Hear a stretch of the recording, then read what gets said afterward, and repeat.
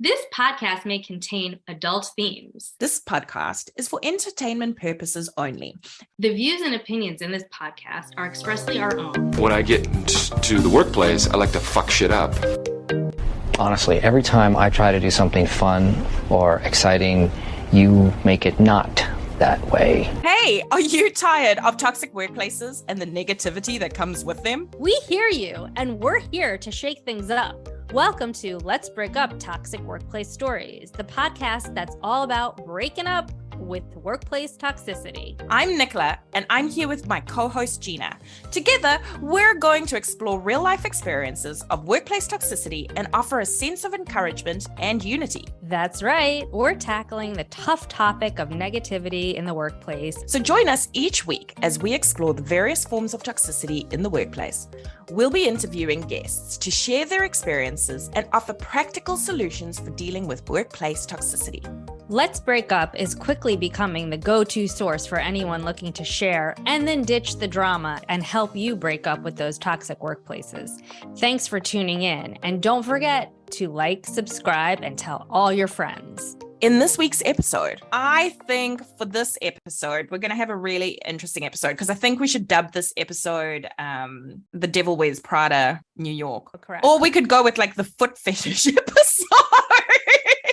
When your toxic workplace leads you to doing weird Craigslist ads, to like scouring Craigslist for money.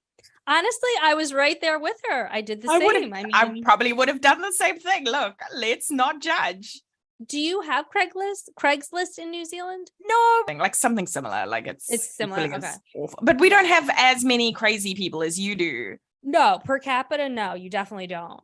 For sure. No. So like the chances of you finding a great gig where you're squashing grapes with your feet for a foot fetish guy, the chances of that happening are highly unlikely. So today we have a real big treat. We have a famous person. She's famous. Oh, she's for sure famous. She's on a book tour right now. She reads tarot for multiple famous people. Like real people, like real famous. She's got like a really big Instagram following as well. Like she's got stalker vibes. Like people will stalk her because she's so cool. She said like she had some light stalking. Light stalking. I love this. Yeah, I'm pretty excited. I think this is going to be a really good episode. Agreed. And I think the reason it's going to be a good episode is because she just brings her whole of self and like all of her energy with her to the experience. Yeah. And I mean, for me, it's special because even on the 15-minute interview, like before we booked her in, she and I just like got each other. I was like, I know exactly what you're talking about. Like, it was just because we both come from similar backgrounds, working in Manhattan in the fashion industry in like the early 2000s, to like, I don't know, 2013-ish. For her, I'm not in the fashion industry per se. I'm more in the beauty and luxury industry right now, but it's all intertwined. It's all intertwined because you need to know the current trends in fashion, so on and so forth. But anyway,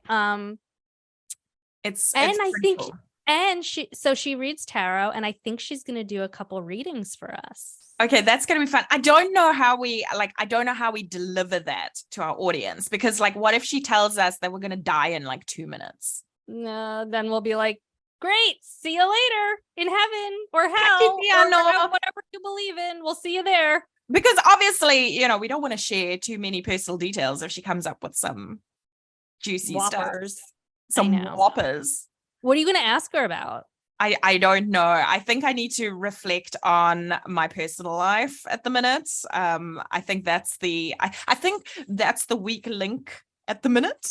What about you? I don't know if it's a weak link for you. I think it's unfulfilled. Well, that's a true story. Okay. I think I'm going to ask her about my business. Okay.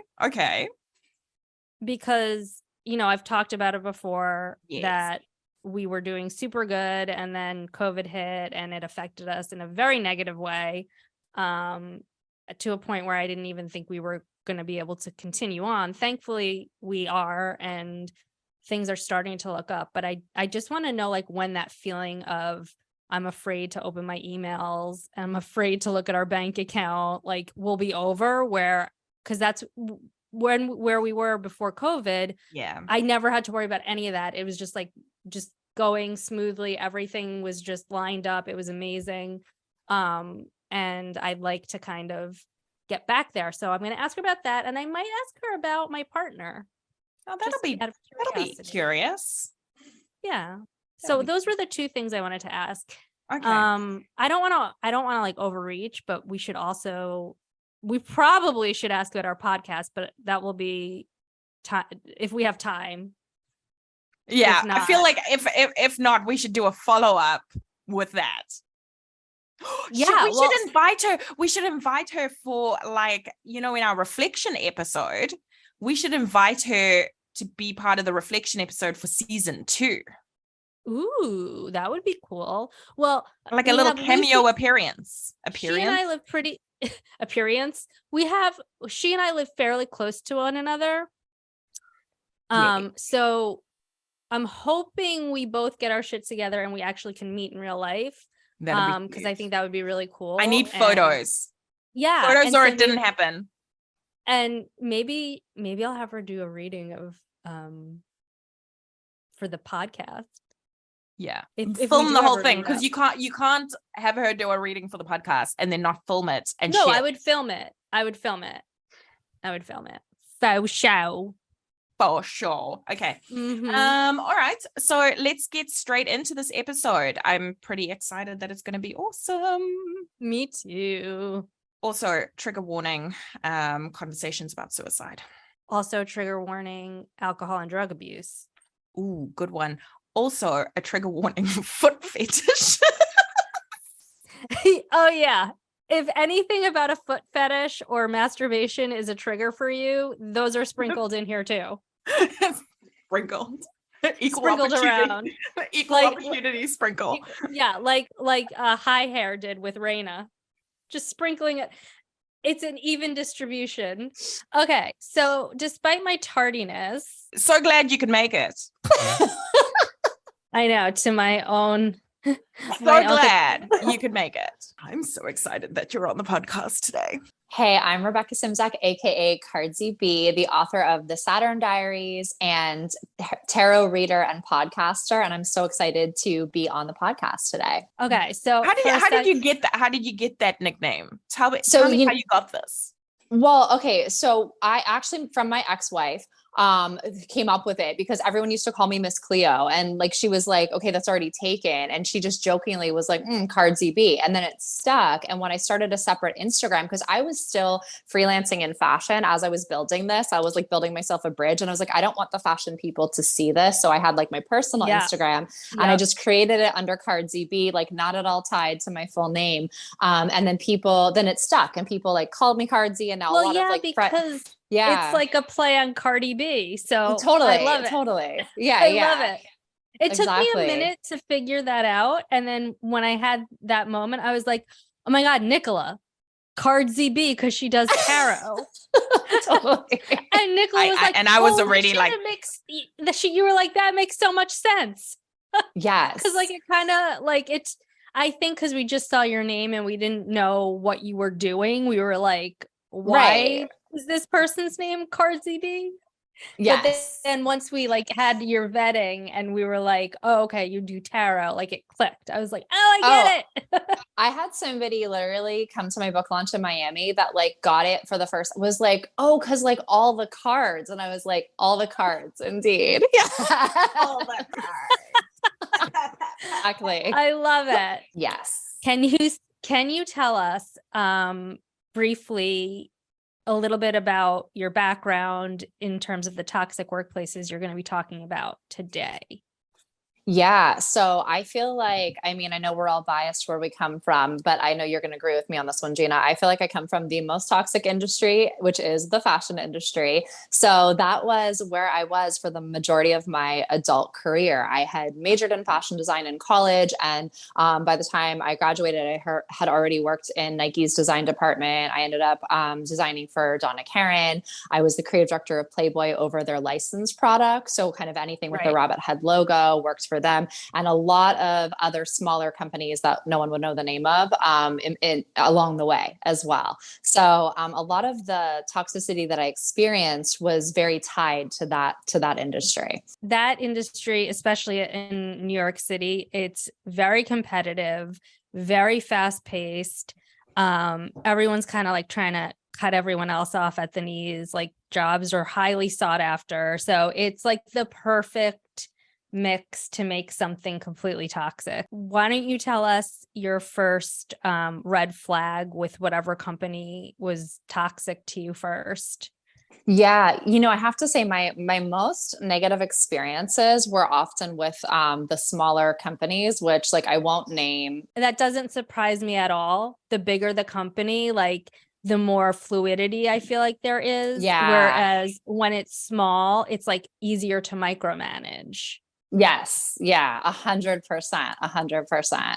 So yeah. So I would say like the smaller companies that I was at, I had the most negative experiences because there was an unhealthy culture of not having proper HR, not having proper care for the culture of the humans in the work environment. It was all just about like pumping out numbers. So at this small intimates company that I worked for, they had like the assistant to the head of the vice president of the department taking attendance every day. And if you were literally 5 minutes late, it's New York, the subway runs late, you would get a demerit. And then after a certain amount of demerits, you lost money off of your paycheck. And so you could get demerits. Illegal? I'm pretty sure it is, like going back. I think it is illegal. I think unless it is you have illegal. to wait. So were you being paid hourly? No, this was like a full-time position, but it was a salary. So you got a certain amount of demerits. I'm going to say 5. I don't remember, but like you get a certain amount and then you're docked as a result of that. It was like a strange, almost like public school system. I was about to say, are we at school? Yeah. Yeah. Did you get that's detention? Definitely not legal if you're salaried.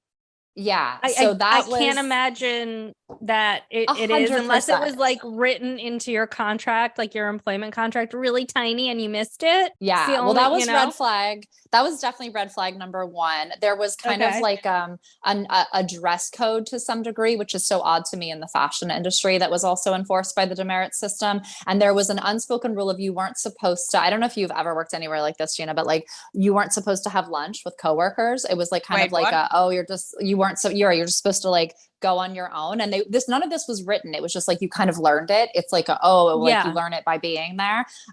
So like the women that I was friendly with in my department, they would be like, oh, meet me downstairs or meet me on the corner of like 39th Street kind of deal. It was so odd. Yeah. The only thing that I experienced that was even remotely like this was I was working for an Indian company and they were Gujarati, and so they're vegetarian. And so the only thing that they requested is if you're going to eat lunch in the office, it has to be vegetarian, which I thought was somewhat reasonable. It was a little annoying to me, and I would forget 1 or 2 times and I just never said anything. But other than that, I never experienced not to speak to my coworkers. Like I would often go out to lunch with my coworkers. Yeah, no, this was like that how you build solidarity in a shit show? Like, isn't that where you're creating relationships and networking? But they don't want that. Yes, exactly. You're exactly creating solidarity and like kind of that does create kind of like camaraderie when there are challenges. But it was almost, they wanted that isolation, so no one questioned these very extreme rules. Yeah. Because they didn't want anyone to kind of like come together as a group and rise up against this ridiculousness that they're perpetrating. Yes.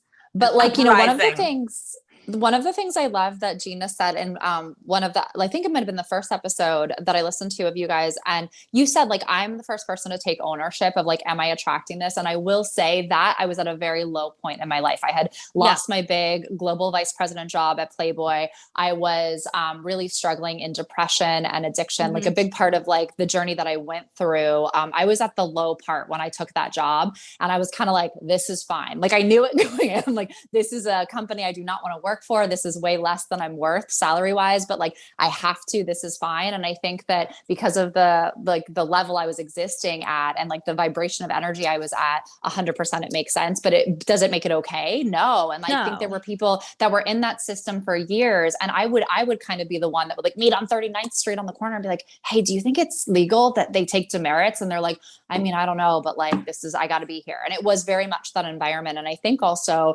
post 2008 in the fashion industry was that like right after that recession where everyone was just like, oh, you got to like grateful to have a job. Great. And a cutthroat industry as it always was more than ever. You were just like, I got a seat in musical chairs and I'm not freaking moving. So I'm not going to question, you know? No, it's true. Yeah. I mean, and did you lose your job at Playboy because of the recession? Well, I would say like to some degree because they were downsizing their headquarters. So I had been originally hired in New York City. Then I was working remote, and they had gotten away. They had cleared it out and closed New York. They had me move to Chicago for 6 months and build a team there, which I did. Return to New York and said, I can stay on with you, but I need to be remote because my family was all in the Northeast, and I was married at the time, and my spouse and she was in the Northeast and her job was there. So moved back, and then they said, well, you have to, at this point, I think it was 2013, everybody's moving to Beverly Hills or today is your last day. So it was basically like they knew I was going to say no because I had made that clear of like in the past. So kind of got pushed out as a result of downsizing in the company. And then then after that, shortly after that news was received, my ex-wife asked for a divorce. I was the one who was kind of like making the money in that relationship at that point in time. I went through a series of like expenses in that process. My best friend passed away of HIV related complications. And then I started my own lingerie line for a bit, partnered with a not so great company, lost all of my savings in that, and went from having this like, splashy Carrie Bradshaw, like life in New York to living in a 300 square foot apartment with like rat holes, cockroaches, and a gas leak. And so in that time, that's when I started taking whatever jobs I could get. And that was, it was a horrible experience, but I also learned a lot, and it's made me a huge advocate against toxic workplaces because of seeing, I knew why I had to put up with that, and seeing like, we don't know our coworkers' circumstances as to why they have to be there. Maybe they're, like they've been there forever. They're a single mom supporting kids, and they're like, I've put up with this and I need this job. And now the environment economically has shifted and I've got to hold down my chair. Yeah. So like learning what I did in that time period, it's something that I speak a lot about. It's definitely something I share, like all the horror stories in my book, because I think the more we're aware, it's kind of like being able to have lunch together. Like the more we share, the more we're aware, the more we empower each other to say like, hey, maybe this isn't okay, Yeah. No, it's so funny. We're so similar because I've had many of those periods of times where I was at the top of my game and then top of my game. Like there's so many ebbs and flows, and I had to get sober during some of that because I was doing similar things, I'm sure that you were. I mean, and also like the downtown New York fashion scene was so like clubby still. Like 100%. So it was like you would go to like someone's show or whatever, and they were very like club-esque. Like the longer you stayed, the more shit was brought out. Like of course they curated it with like wine and whatever, but then if you stayed longer, yep. So I'm sure we even like saw each other at some of them and had no idea. Oh, probably. I was probably like blackout Sally in a corner because that was how I would just drink and like. Did you have the to Acne platform boots? I did not, but I remember them. I didn't either, but I wanted them so bad. But then now I'm glad I didn't get them. I'm going to just Google those real quick. Sorry. Google them. What the shit are they called now? I forget the name of the style, but they're by Acne Studios, and they were like a platform boot that had like a silver metal, like sort of wrap around on the bottom of the sole, kind of like all the Yeah, wavy. like we did not have that in South Africa. No, I wouldn't imagine that you would, but I'm sure I saw you blacked out in the corner and I wouldn't have known. All right, so you're at this like low point in your life. And where were you living? Like, what were you in Manhattan or were you in a borough? So I was in Manhattan because like I was such a snob back then. I was like Carrie Bradshaw. I would not leave Manhattan. So I lived in a shithole, like it was like Soho, close to Chinatown. Like I was like claiming Soho, yeah. but like, you know what I'm talking about. Yes. I lived like on the edge of like Chinatown, Soho. So, but my whole thing was I didn't ever like tell anybody where, like, I was just like, oh, I live in Soho kind of thing. Oh, and yeah, I didn't did let that anybody shit all inside. the time. Yeah, because you can get away with that in New York where it's like, oh, I lived in Soho. I only posted really cropped images of my dog, never the apartment. And then just like in the cool parts of Soho neighborhood, I would be out and about. And I'm like, and the thing is like, no one knew. And there are people that have read my book since that were close friends that were like, I had no idea how poor you were, or like how bad it was, how bad all that whole period of depression and addiction and anxiety that I went through in that time, because I curated my life, which is like a downside to social media, is that you can curate what you want people to see. Exactly. So I did that. And then I was working in a lot of these like kind of smaller garment industry companies. And it was terrible. I remember when I lost the job at the place with the demerits, and I was so happy. Like I literally that day, and I kept nothing at my desk because I hated it. So I just had like samples I was working on, and that was it. And the fake HR, the assistant / product development person / HR came over and like was like, oh, you know, can we go meet in this empty office? Which I was like, oh, I'm for sure he's getting let go.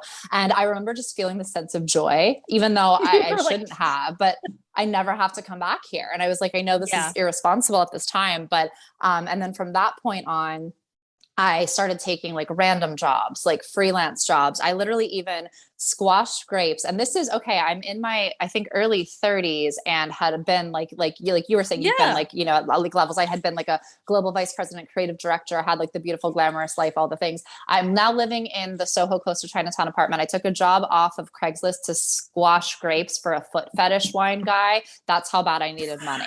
So like, how good did he pay? Did he pay? How good was the pay? So it was $200 an hour, which at that point in my life felt like $20,000, you know? Oh my God. So I would squash grapes. Pay. $200 an hour? I'll be there tomorrow. I mean, a little extra sign income me never up. hurt anyone. Is he gonna stab us though? Is he this kind of Craigslist vibe? It was a gamble. So two of my friends went with me, who are still friends to this day. Thank God. We were like, we're all in this together. We did it. And we walked into this warehouse on the West Side Highway, and we're like, this might be where we die, you know? Of course. Was it like near Chelsea Piers? Yeah. Yes. Yes. I know exactly.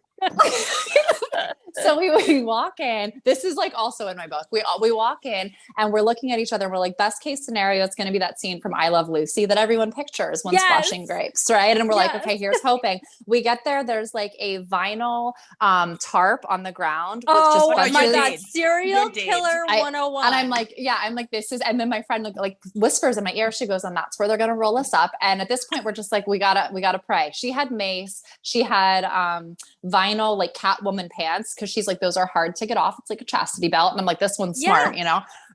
So and you're like, I'm wearing my linen lounge pants so that they're easy access. You're like, I did not think this through. I'm like, I'm just wearing a skirt with no underwear. Yeah, I was like Madonna, La Isla Bonita. I'm picturing like I Love Lucy, Italian Villa. I'm like, I did not think this through. It's like a dingy, like, was it like a storage unit?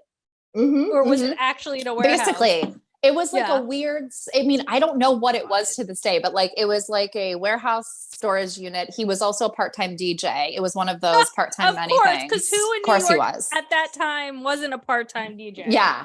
So there was like a DJ kind of sort of setup. There was the tarp. And then he just gave us these bags from Gristedes of grapes. And we were like, okay. And we were just trying to make it last because we're like, if we're not being murdered, we want the $200. We want the full hour, each of us. So we're trying to slowly like squash these grapes. He did pay. It was as legit as that experience could be, but just like for scale of like started from the bottom, now we hear kind of thing. That was the level of the jobs that I was taking. Can we just pause here for a second and remind people that if this podcast is something you enjoy, we would love to hear from you. You can find us on Instagram, LinkedIn, and YouTube at Let's Break Up Toxic Workplace Stories. Sharing and subscribing really helps us feel validated. Did you show up fucked up though? You know what's weird is that one, I had just gotten sober. Like I stopped drinking in 2017. And that was one of the hardest things because I was like, I want vodka. Like, whoa, like I would have downed a bottle of rubbing alcohol at that point. I was like, I cannot believe what I'm experiencing. The wine that you're making with your toes. Yeah, I was like, that wine. Yeah, you're like, let me see if I can get a little off my toe here. Oh. That's amazing. No. You know what? I have a similar Craigslist story. Well, anyway, so I had a really bad bout of depression and anxiety when I decided to take myself off my SSRIs that I had been on for like years, which is never a good idea. Like, don't ever do that completely without doctor, intervention. Yeah. Or like even them saying like, we're going to taper down. I just went cold turkey. So I went off cold turkey, got sober, everything. And then I lost a shit ton of weight because I went through such bad like depression and anxiety. And I think I had lost my job at the time, or I don't remember what was happening. I needed extra money for some reason. And I almost took a gig in the South Bronx where I was going to be an artist model. So just go there and be completely nude. Thankfully, I had a sponsor at the time who was like, you're going to die. And I finally was like, okay, maybe this isn't a good idea. No, it is such a weird thing in New York culture where a lot of people take those gigs on. It's like, oh my gosh, well, you can make money quickly in New York. It's not in the safest of manners, but like, yeah, I did the foot fetish wine. I rented the terrible apartment. People actually paid to Airbnb it, which was only one woman came in and said, you've got to be effing kidding me, and turned around and walked out. And she's my idol to this day. But like people paid to stay in that horrible apartment. It's like you can hustle in New York. Just, on that topic, if you want to like follow, subscribe and share, we would love to monetize. Thank you. Just, quick tip. The more the better, because we're making $0.0 right now. We're making $3 from Bob Bobbison. You get less. So we are at rock bottom. You have barely survived a foot fetish Craigslist like wormhole that you've ended up in. You're trying to hustle money, and where are we at now?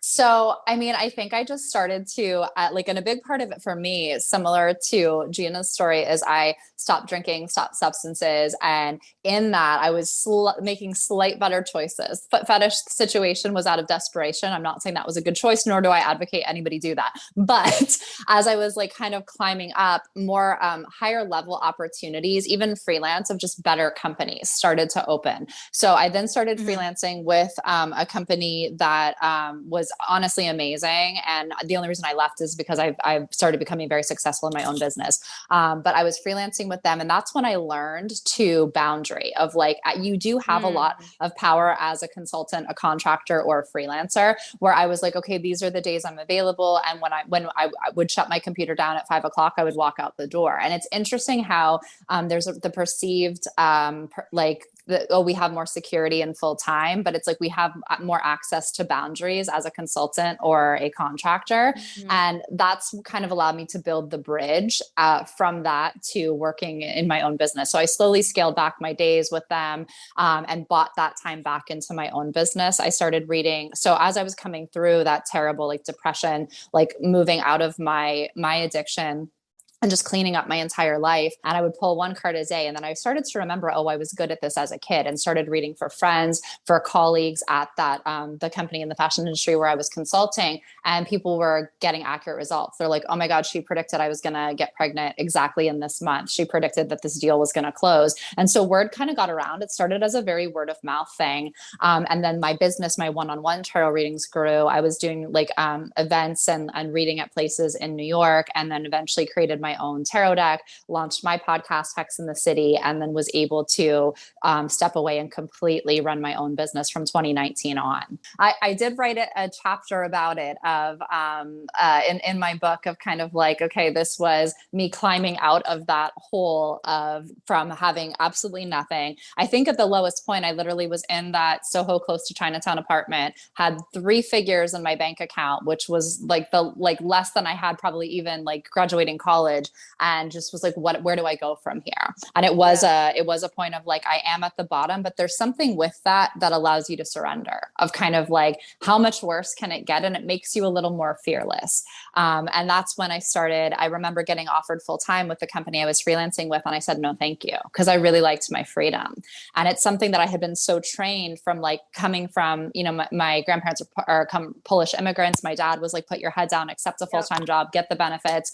And when I had like lost everything and the slate was kind of wiped clean for better or worse, I was like, no, how much do I value my freedom? How much do I value my time and the ability to build what I love on the side? And that's really when things started to change. And when I remember even like before the quiet quitting trend was being like broadcast across media during the pandemic, I was the one pre-pandemic that was like, okay, bye, peace out. And I know it would trigger people, but it also inspired others, because I was like, no, I'm honoring my contract. I'm not being disrespectful. I'm completing what I'm here to do, but I'm not going to sell pieces of my soul to a company, because at the end of the day, even in a full-time, like executive level, V level, C level job, they can cut us at any point. And it's not, it's this perceived security, but it's not really guaranteed security. And that's like one of the things that really shifted things for me. It's also helped me build my business in a way that's very conscious of that. But that's how I love what you guys are doing, because I think it's kind of starting that conversation,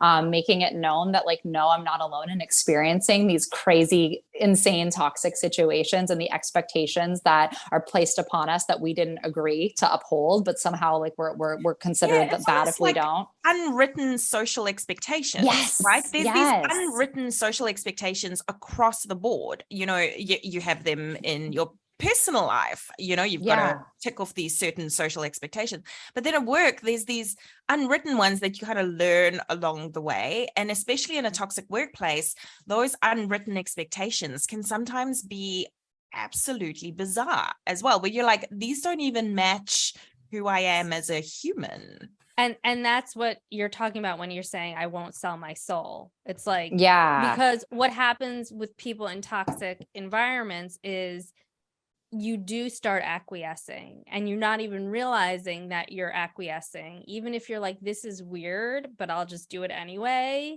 because this is the company culture and I don't want to lose my job. Like, and then before you know it, you're morphing into someone you don't even recognize. And which so is horrible. It's really horrible. So when you got fired from the small intimates company, what happened? Like, what did they brought you into the room, and why did they say you were getting let go? Oh, it was literally just like addressed as like layoffs. Your position isn't needed anymore. But I think like I did not fit the culture. Like I was the one that was like you're saying, like, does anyone else? I wasn't making waves at that point because I needed the money. I needed the paycheck so badly. But I was kind of like, no one else thinks this is odd. No one else thinks it's odd that like we're not supposed to go to lunch together, that we get demerits for like a dress code. We don't really know what it is, or if we're like 5 minutes late because of subway. There were so many things. And and I think that they saw that. And I would always I would be the first to leave in my department. Like, even I'd be like, okay, I would hold down the chair. I would do the whole game of chair holding down. But like, finally at 6 o'clock, I'm like, I've been refreshing browsers and looking at that time, probably Facebook for this long, like, I'm gonna go. And that was was it one of those situations where like no one wanted to leave before the boss left? Oh yeah, totally. No one wanted to leave. And I just, in my mind, because I had been like you have been, like, I was a boss lady and I did lead my team, and I never rolled like that. I was kind of like, if you're done and like we're wrapped up for where we need to be in the season, the week, whatever, like, cool, like then leave at 5 o'clock, check out when you're done. So that culture, after being in big brands, that I had more autonomy and I was able to lead my teams that way, it just felt very, very foreign and very oppressive. So I would be the first to leave, even if that was at 6:30. People were holding down the chairs like until 8:30 if the boss was still there. And I was like, cannot. And so I think I was, even in like a quiet way, a disruptor just from doing that. And so yeah, I was let go on the explanation of like, this position is being eliminated, and They I was like, probably cool. knew you were too big time to be there. You were a threat. I mean, and I don't know. I felt like, I was such a disaster at that point in my life that I needed to be, but it could have been I honestly that, it could have been that too. Because like I when would you're rather, yeah, when you're like in your active addiction or alcoholism, you yeah, think you got everything together, but yeah. meanwhile, Oh, like, 1,000%. you're Yeah. like, But yeah, you're not together. oh, 100%. And it's like, it's funny because when I look back at that, like, I joke about that, the foot fetish grape squashing, but I'd rather work for him any day than that company in the garment district. Like, there was more of a, here's what we're here to do. The hour was up, and it was kind of like, here's your money. It is what it is. Right. And it's and I was very like, clear cut. I love that. Very clear cut. And I have more respect for that dude in the like the stained t-shirt, the half DJ, half what would he be considered, like a wine vineyard owner? I'm not sure. No, but, like, you know what? I'm gonna say that he was a for DJ. Foot DJ. For DJ. Yes. It would be even better if he could like spin with his feet. I like where you're going with that, Nicola. That would make money. I still have questions about foot fetish guy. Did he have an erection at any point? Or were you guys just not looking? We were so focused. We were just like, we gotta like get our $200 here. And he was also behind the DJ booth. That I do not know. Did he give you music? Yeah. Oh, there was. It was kind of like some slow jams, some like Stevie Wonder. There was some slow jams for a while. Did he I'm gonna record die. your feet? I'm seeing my last breath to Stevie Wonder. Worst ways to go, honestly. Ask me. I'm true crime podcast queen over here. Did he videotape or record? No, there was not not that that we you know of. Not that we know of. Not that we know of. It was literally, so we squashed it. It was then we poured it into these like clear glass, like wine shaped bottles. And then he was like, now it's time to present me with the wine. And we're like, what? And he gave us, I kid you not, like lucite heels that then we had to put on and present the wine. Yeah. And that was that. I like it. Personally, it's not a vintage I want to drink. Yeah. No, but so do you think he would like let it age and then drink it? That's not how you make wine, dude. It's not just squishing grapes. Yeah, it's not add just like squishing sulfites grapes and shit. Yeah, it was definitely not like a legit vineyard. No, I know, but you can get wine from grapes. Okay, circling back. Yes. So, I mean, this has been amazing though so far. I'm like so into this conversation because it's got everything. It's like Stefan. It's like the club with the dwarfs. Yeah. You just said that. It is. Yes. Okay. So you start your own business, and do you want to tell us a little bit about what that is? I mean, I think we kind of know it's tarot card reading, right? But tell us exactly what it is. Totally. So when I hit that like dark night of the soul moment, and I had no money, was in the horrible apartment, had gone through those really toxic, like abusive work environments. I literally trigger warning, it gets dark, it gets better. Obviously I'm here, but like I had planned to kill myself. I was like, I cannot exist like this. And that was the plan. I had like my pills all lined up, through a series of events that like the universe intervened, thankfully. And when I came through that, I was like, if I'm here for a reason, and I need to find a way to heal. And I knew I needed to heal the addiction. And I knew I needed to do something that made me feel excited to be here every day. Because aside from getting up to feed my dog, at that point, there was no reason to even get out of bed. And I was in just like a really deep depression. Identify with that. Like I had a plan, had everything. I had a stupid cat at the time, but she saved my life. Like I'm not a cat person. I just happen to have a cat. I now have 2 annoying dogs. But if it wasn't for her, like knowing that she would probably die, and like, you know, who knows how long it would take for someone to find us, I wouldn't be here either. So our stories are very similar. It's so weird. Okay. Yeah. So you start doing, so then you decide to put everything into your tarot card reading at that So point? no, that's when I was still doing both. I ended up getting a freelance job with a company that was actually like very kind, and like it Right. was a fair exchange. They were a proper company with like proper HR and like, you know, they're great. And I like I literally like the CEO is one of the kindest like guys I've ever met. So had a really positive experience there. And so while I was doing that to make just enough money to like get myself out of that hole. So then I got like a teeny tiny studio, but like in a nice neighborhood in a safe building, you know, and like slowly built my way out.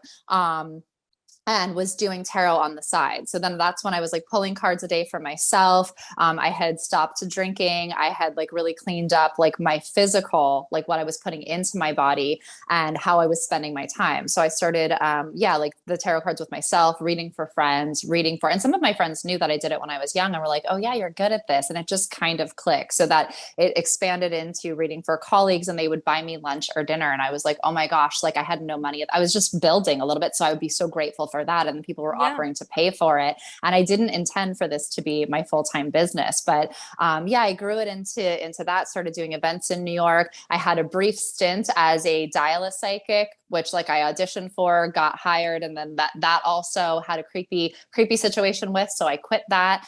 So I had my own kind of adventures in even the metaphysical and like kind of woo-woo community. Wait, was it secretly a sex hotline?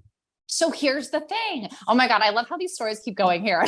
So here's the thing, whatever. It's in my book as well. It's like, I literally am an open book. I share everything. So, so a friend of mine had said, oh, you should do that. You're really good. And then you can just take the calls at any time. Cause I wasn't like, now I'm very well known as like a celebrity tarot reader, but at the time I was nobody. Right. So she's like, she's like, you can take these calls and like, while you need to like, you know, be doing dishes or whatever at home. And so you have to audition. You have to do 2 blind auditions with 2 separate people. Like they were like, yep, the reading was great. We want to hire you. $2.99 a minute. So the first call I get this guy, Scorpio something 77, and he's like, I just wanted to start out with an energetic release. And I thought this was like meditation talk. I'm like, okay, sure, maybe this is standard. It's my first call. So then I'm just like, okay, yeah, I love how naive you are. Literally, I know, like so many of my straight girlfriends have been like, girl, like, I know you're a lesbian, but like, come on now. So I'm like, cool. So I like close my eyes and do like, you know, like meditation pose. And when I open my eyes, he's got his freaking pants like unbuckled, and I'm like, and I just like shut my laptop shut and like crawl under the table, and my dog comes running. And so then I like creep it open. He's gone. I messaged the company that hired me. They're like, oh, it happens sometimes. And I was like, yeah, no, I'm good. Like, I don't need to do this. So I literally, my one big paycheck from that company was $2.99. Like, got the check in the mail. Yeah. Had to declare taxes on $2.99. At least they paid you. At least, I mean, you know what? I got paid for that 1 minute. Yes, you did. How do you kind of explode? Like, what happened? It was a lot of it word of mouth. I started my Instagram account, and people were finding me through there. So then I started, my tarot deck. I illustrated, cause like I came from, of course, you're a designer, like fashion. Yeah. So like my tarot deck, the bottom one is Judge Judy, Queen of Swords, because it's like truth bomb card. So I illustrated my own tarot deck, and I was like, okay, if nothing else, I'll just use this on Instagram and like to teach tarot, because it's kind of an entry level deck of like pop culture women of why this card means that. And as a result of that, there was a publisher that reached out and was like, oh my gosh, is your deck published? And then I got signed by Paradigm Agency, and then there was just like all of these things, kind of like the universe showing me like you're on the right path. And I was still kind of riding 2 horses, working for, freelancing with that company in the fashion industry, and just scaling my days back. Like I had been 5 days, then 4, then 3, and was like, okay, I need to make this leap. And I really built the core of my business solo, like just doing this from 2019 to current. And it's been amazing. And I'm so grateful. And like every day, it sounds so cheesy, but I can't believe that like I get to do this for a living, and like I get to have a really beautiful, abundant life. But I think it was just like keeping to follow what I loved, and that I really do love helping people. And I feel like you, as like a really powerful leader and like, you know, managing a team, Gina, you probably have this too. Like, yes, you're really good at what you do, but it seems like so much of what you do, even in starting this podcast, is to inspire others and to kind of like have that point of healing and connectivity. And that was always the piece of it for me that I loved in fashion. So like stepping into this and being able to just do what I love and connect with people, I was like, holy shit, I can get paid to do this. And so that's been the case. I've been on my own since then. And it's, then I got approached to write a book, and then my book, I finished it last year. It came out in December, and that's where I'm at now. And now I'm on the book tour, still doing one-on-one readings. I'm still offering, I'm actually doing a class in the summer that's called Matrix Magic Academy for people that are in corporate that want some of those like magic codes, whether they're like looking to switch to like a higher, like kind of like better environment company, or a better kind of like cultural fit, or if they're looking to exit, go on their own, of just some of the like human like things that I utilized, as well as some of the magical and like healing tools as well. Yeah. Well, that's what I loved. As soon as I found you guys, I was like, this is amazing. I love what you're doing. And I love that, like, again, that you're just like talking about this stuff that has been something that was so taboo to even address, that like, hey, this isn't okay in these environments, you know? Well, I think like, especially and I talk about this a lot, our generation was conditioned to just kind of like go along with it. Cause I'm 43, you're probably close in age. Yeah, I'm 40. Yeah, I'm 40. Yeah.